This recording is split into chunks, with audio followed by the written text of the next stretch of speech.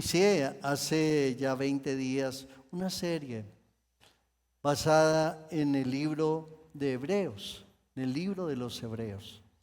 El nombre de Hebreos, la verdad no sé quién se lo puso, pero se llama Hebreos.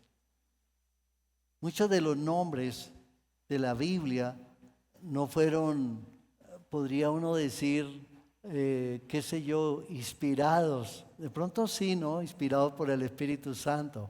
Pero todos los nombres generalmente de los libros de la Biblia fueron escritos o dados alrededor incluso de unos 150, 200 años después de la venida de Cristo.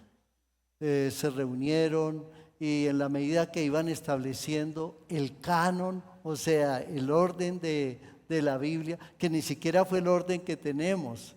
El orden de la Biblia fue dado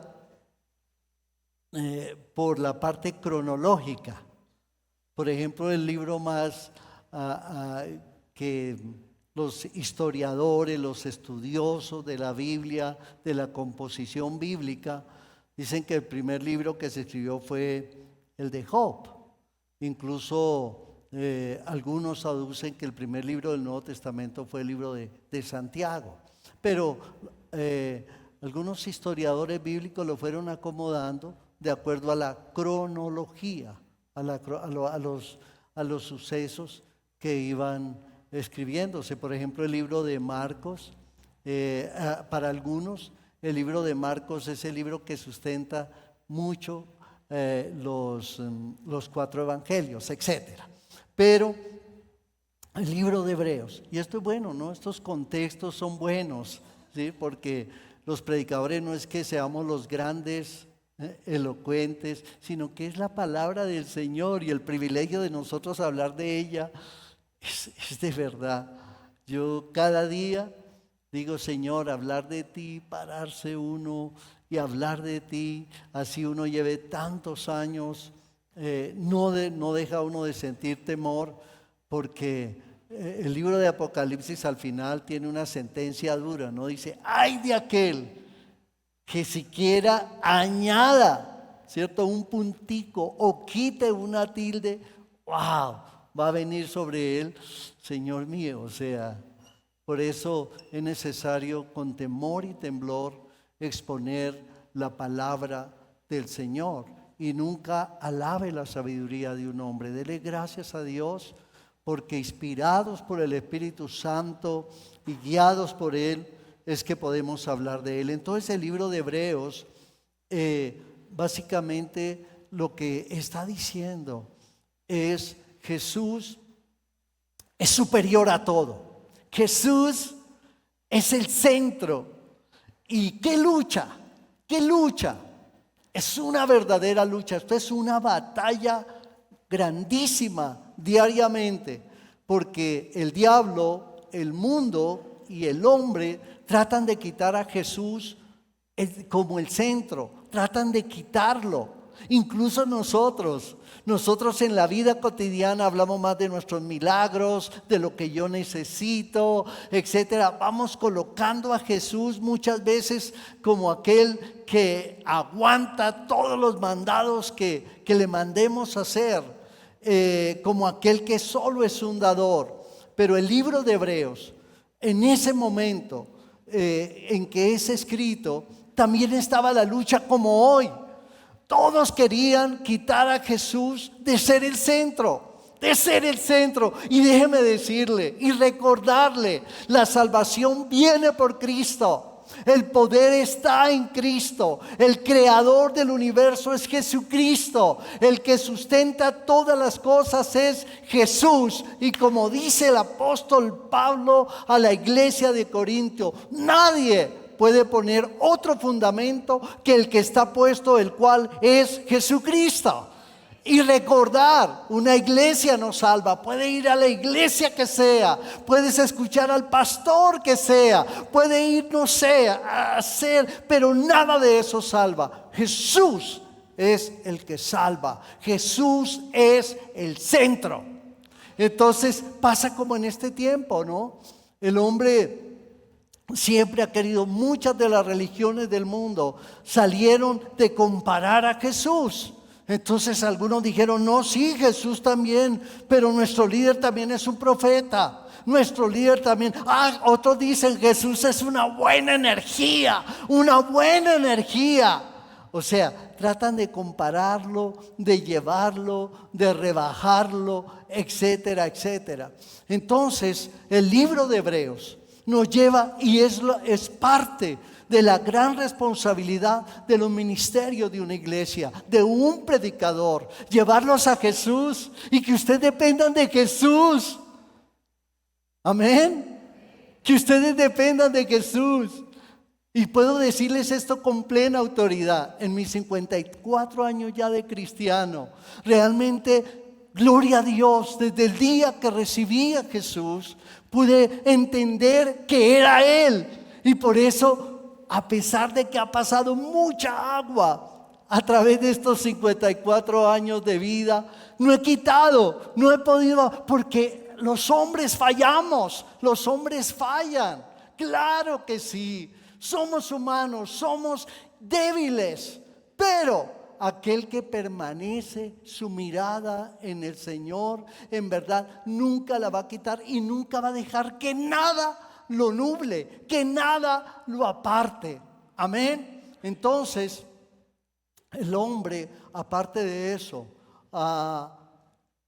al querer rebajar a Jesús, por ejemplo, las grandes divisiones de las religiones, de la iglesia, tiene que ver con Jesús, porque algunos ven a Jesús de una manera, otros de otra, otros creen que tienen la verdad y se van dividiendo, se van formando pensamientos. Entonces, y aparte de eso, eso es lo que ha traído confusión. Porque si la iglesia nos mantuviésemos con la mirada puesta en Jesús, porque a Él es a quien debemos imitar, a Él es a quien debemos seguir.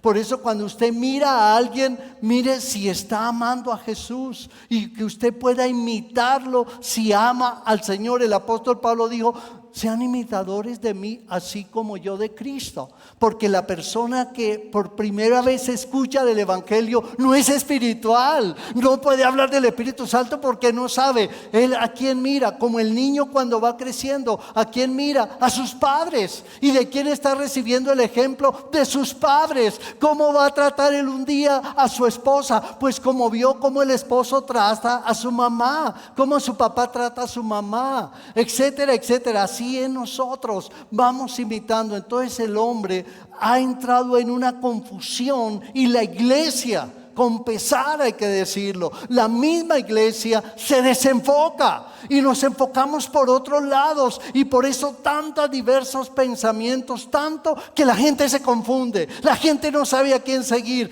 Incluso, y es una de mis grandes preocupaciones con los niños, con los jóvenes, que pongan su mirada en Cristo, que pongan su mirada en el Señor, que en verdad miren a Jesús y amen a Jesús. Y siempre le digo a los jóvenes, no amen un lugar, no amen un pastor, no amen una estructura, amen, sean vivos en el Espíritu de Dios, en el Espíritu Santo, en el Espíritu de su poder, que a todo momento, pueda uno decir, gloria a Dios, estoy lleno de Él. Aparte de eso, el no mirar a Jesús y la comparación, el libro de Hebreos, como vamos a verlo, no sé cuánto me voy a demorar, puede ser 1 año, 2 años, pero vamos a hablar, vamos a mirar, porque es fundamental hacerlo. Por eso lo llamé la serie Incomparable y empecé hablando del Dios incansable, empecé hablando de ese Jesús que es supremo, y también el domingo pasado estuve hablando de ese Jesús colosal, es decir, porque eso es lo que nos está llevando a darle la magnitud de lo que es Él, de la magnitud de su grandeza.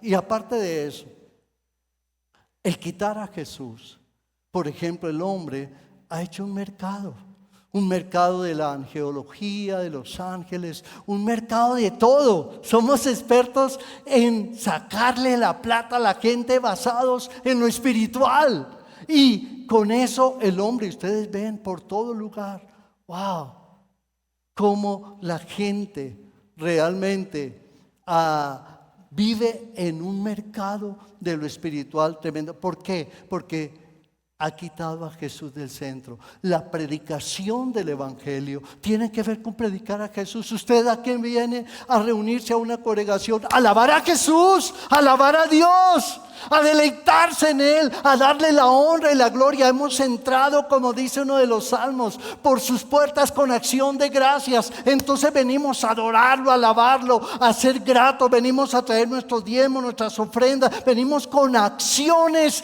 de gracias. Tomamos la cena, compartimos, nos relacionamos, nos perdonamos. Es decir, nos deleitamos en torno a Jesucristo. Eso es lo que está diciendo el libro de Hebreos. Jesús es superior absolutamente a todo. Entonces Hebreos capítulo 1 versículo 4 dice: hecho tanto superior a los ángeles, cuanto heredó más excelente nombre que ellos. Los ángeles, la gente que empieza a aducir, a llevar otras cosas, pero si nos damos cuenta es una estrategia para quitar a Jesús del centro. Y la gente, esto estamos hablando, un libro escrito alrededor de los años 60 al 70, y ya en ese momento ya la iglesia empezaba a desviarse, porque es increíble cómo uno tiende a desviarse de su mirada de Jesús. Es increíble cómo empieza uno a desviarse, cómo el ánimo y la fe que un día Dios puso en uno empieza a diseminarse. Si uno se descuida, si tú no permaneces en oración, si no permaneces humillado ante el Señor, la mente y este ser humano empieza a divagar en cosas, y cuando te das cuenta, no eres un hombre o una mujer espiritual, no estás sumida a la presencia del Señor, no permaneces rendido al Señor, sino que ya la carne empieza a llevárselo por otros lados. Ahora, lo que está diciendo aquí en primer lugar, la palabra de Dios, y basados en este texto, cuando dice hecho tanto superior a los ángeles. ¿Por qué Jesús es superior a los ángeles? Si Jesús también es espíritu, era espíritu cuando estaba ya en el trono celestial, pero aquí se está refiriendo a que Él es tanto mejor, superior, más excelente que los ángeles por su encarnación, porque Él vino y se volvió un hombre, vino de ser un ser espiritual, igual a los ángeles como espíritu, pero ahora tomó la forma de hombre.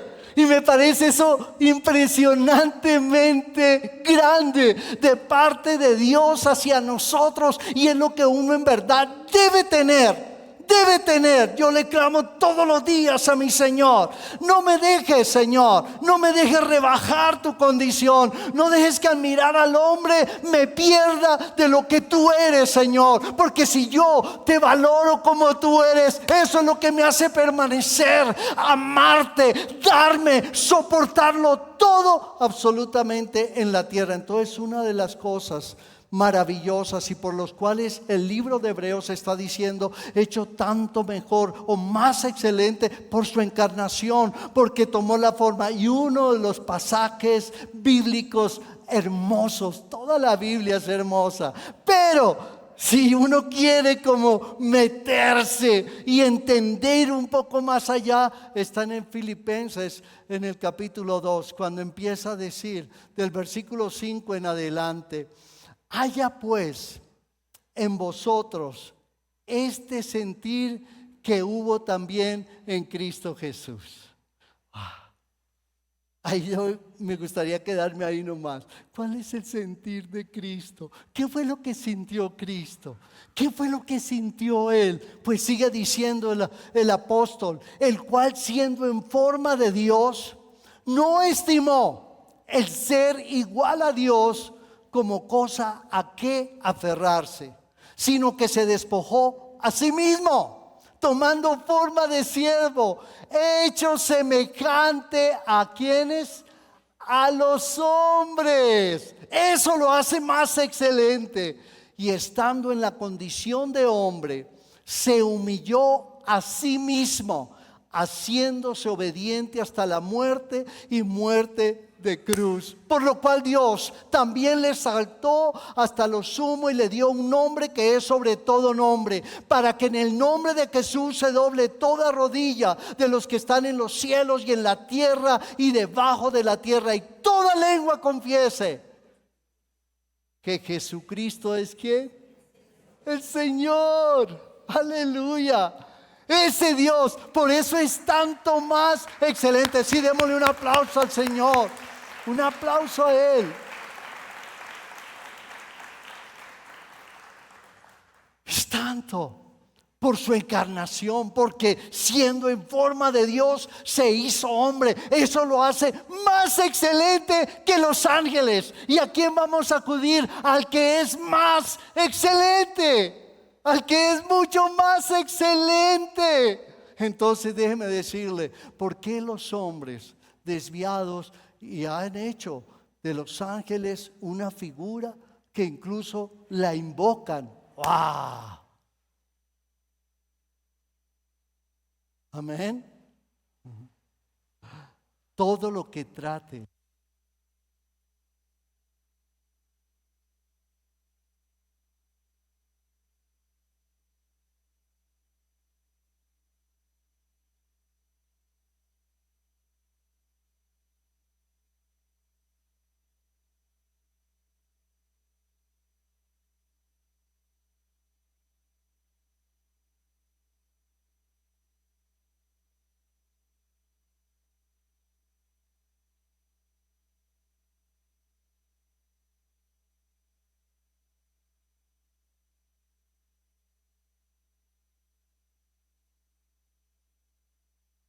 Mira lo que dice la palabra del Señor en Colosenses 2:14. Gracias, hijo.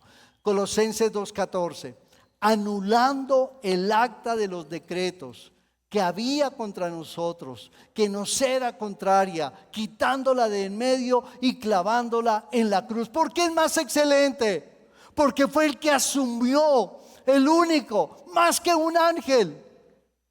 Como dice uno de los salmos, ¿a quién Dios le dijo? Y más adelante en el libro de Hebreos, porque un día me gustaría hablar mucho del contexto de lo que son los ángeles en verdad. Pero Él está diciendo acá, el único que asumió el precio, ningún ángel, a nadie fue enviado, solo Jesús fue enviado. ¿A qué? A cargar en Él el precio. Es que eso se trata el evangelio, iglesia. Yo no podría predicar otra cosa con tanta vehemencia, sino predicar que Jesucristo es el centro, lo es absolutamente todo. Y quien sostiene a un creyente es Jesucristo. Y cuando nos mantenemos con los ojos puestos en Él, no miramos a los hombres, no miramos sus debilidades, sus defectos, porque nuestra mirada está puesta en verdad en quien debe ser, en Jesús. Es en Jesucristo. Estos niños necesitan crecer con esto, sabiéndolo. Eso es lo que me ha permitido y me permitirá hasta el último de mis días permanecer en fuego, en avivamiento. Porque esto no es que una persona viene, ¡fua!, me impone mano, me hace. No, eso se encuentra en la intimidad, se encuentra en el gozo, en la relación con Jesús, avivados por su espíritu, teniendo en Él toda nuestra confianza. Fue el único que asumió el precio y lo pagó en la cruz del Calvario y anuló lo que nos era contraria, las leyes. Nadie podía ser perfecto a través de las leyes. Nadie podía decir que debía seguir al Señor así o asá, porque nadie podía cumplir absolutamente todo. Y Él vino y pagó ese precio. El precio por el pecado, el precio por la desobediencia. Él vino y lo pagó. Fue el único que asumió eso. Por eso es más excelente. En tercer lugar, porque fue exaltado como Salvador. Es decir, nunca perdió su dignidad. Jamás perdió su dignidad. Aunque venía de los hombres. Porque mira lo que dice la palabra de Dios. Por allá el apóstol Pablo, en Hechos 13, en Hechos capítulo 13, hace un recuento muy rápido de dónde venía, del linaje de Jesús. Pero miremos solamente el versículo 22 y 23. Dice de Hechos 13, quitado les levantó por rey a David, de quien también dio testimonio diciendo: he hallado a David, hijo de Isaí, varón conforme a mi corazón, quien hará todo lo que yo quiero. De la descendencia de y conforme a la promesa, Dios levantó a Jesús por Salvador a Israel. A propósito, hay que orar por Israel, ¿no? Hay que orar. Que Dios guíe a Israel y a sus dirigentes. De linaje, vino como hombre. ¡Wow! Cuando uno se mete y dice, Señor, indaga, o sea, vino de todo un linaje poderoso, del más alto nivel en esos momentos sobre la tierra, pero vino y conservó en todo su ser la característica de ser un hombre digno porque él fue hombre como nosotros, sintió, lloró, comió, tuvo absolutamente todas las angustias, todos los momentos difíciles. Tuvo que llorar cuando soportó una corona de espinas. Tuvo que hacerlo, y cuando Pilato lo abofeteaba, dice la escritura, él no abrió su boca. Todo un ejemplo. Él sabía de dónde venía, qué venía a hacer y hacia dónde iba, y no se desenfocó. ¿Qué es lo que pasa con los creyentes? Nos desenfocamos y empezamos aquí, allá, la iglesia, el pastor, la gente. ¡Wow, wow, wow, wow, wow, wow, wow, wow! ¡Basura! Eso no te salva ni te lleva a nada, ni te conduce a nada. Pero si tú pones la mirada en Jesús, en aquel que vino del linaje de David, en aquel que soportó absolutamente todo, en aquel que fue exaltado como Salvador, porque es más excelente, porque fue el único exaltado como Salvador, no un ángel. Absolutamente nada ni nadie más fue exaltado como Salvador. Es más excelente porque tuvo resultados en su obediencia. La palabra de Dios en Hebreos dice que incluso por lo que padeció, aprendió la obediencia. Fue un hombre que para ser obediente tuvo que aprenderlo. ¿Ustedes saben lo que es eso?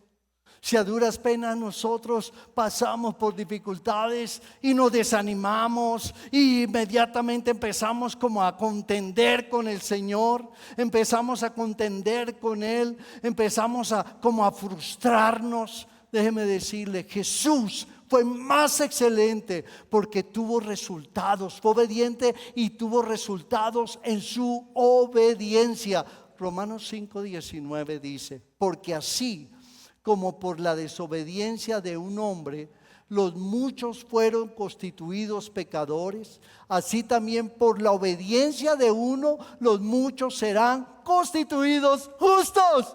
Más excelente la condición suya. Déjeme recordarle algo: todos nosotros hemos pecado de una u otra manera. Aquí, si cada uno dijera, Señor, hoy voy a mostrarles todos los pecados que tienen los que están reunidos, wow, yo creo que llegaría el jueves y no habíamos acabado, ¿cierto? Todos pasarían: adulterio, fornicación, robo, mentira, rencor, odio, chisme. Wow.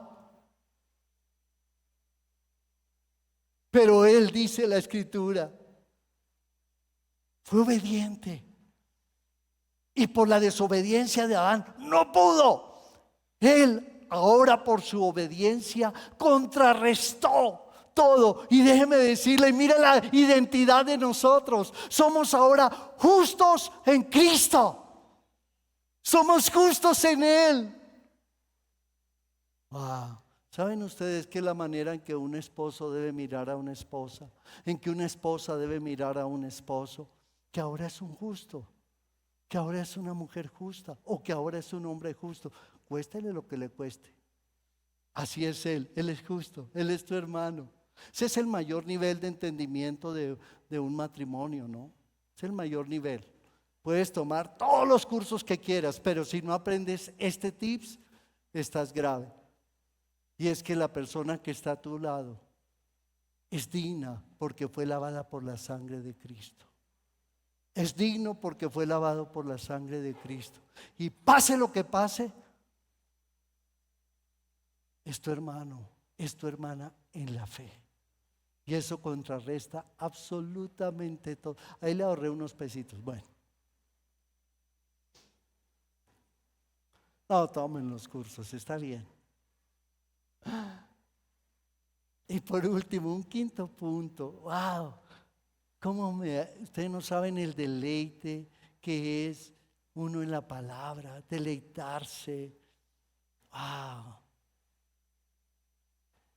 Y está diciendo al final del versículo: cuanto heredó más excelente nombre que ellos. Es decir, la herencia nunca estuvo en entredicho. Él sabía de dónde venía, qué le pertenecía, pero necesitaba como hombre pasar por la tierra y vivir lo que tenía que vivir. Pero él sabía que estaba reservado para él una herencia, un lugar, y que nunca se iba a perder. Entonces, y aquí esto es impresionante, esto de la herencia. Cuanto heredó más excelente, o sea, heredó más nombre, y heredó no solo nombre, heredó todo lo que venía del Padre, porque había también un momento difícil. Él venía como hombre. Y también podría haber fracasado porque venía como hombre. Y hubo momentos en que el Padre, como en la cruz, lo soltó, lo abandonó, porque se llenó de pecado, se llenó de maldad, de todo. Por eso Él dijo: Padre, pasa de mí esta copa, porque la copa que iba a beber era la copa de los demonios, donde su pecado y mi pecado estaba ahí. Y Él, al beberla, iba a ir hasta los mismos infiernos como lo hizo, por el pecado, por la maldad. Iba a ser atacado por el diablo y no iba a tener ninguna defensa más que decirle: yo voy a permanecer firme, no me moveré, a ti Padre, a ti Padre. Y por eso cuando él en un momento en la cruz dijo: Padre, Padre, ¿por qué me has abandonado? Porque el Padre lo soltó, el Padre lo soltó, y él tuvo que estrellarse contra lo vil e inmundo, pero se mantuvo firme. Y nada de lo que él hizo fue pecado, sino todo lo que a él llegó fue nuestro pecado. Entonces la herencia, el merecedor de la herencia. Y aquí me parece algo impresionante, algo impactante, que tú y yo, Jesús tan bello, no solamente nos da la salvación, sino que aparte de eso, yo digo: Señor, ¿cómo es posible que tú pienses en darnos regalos a pesar de lo que somos?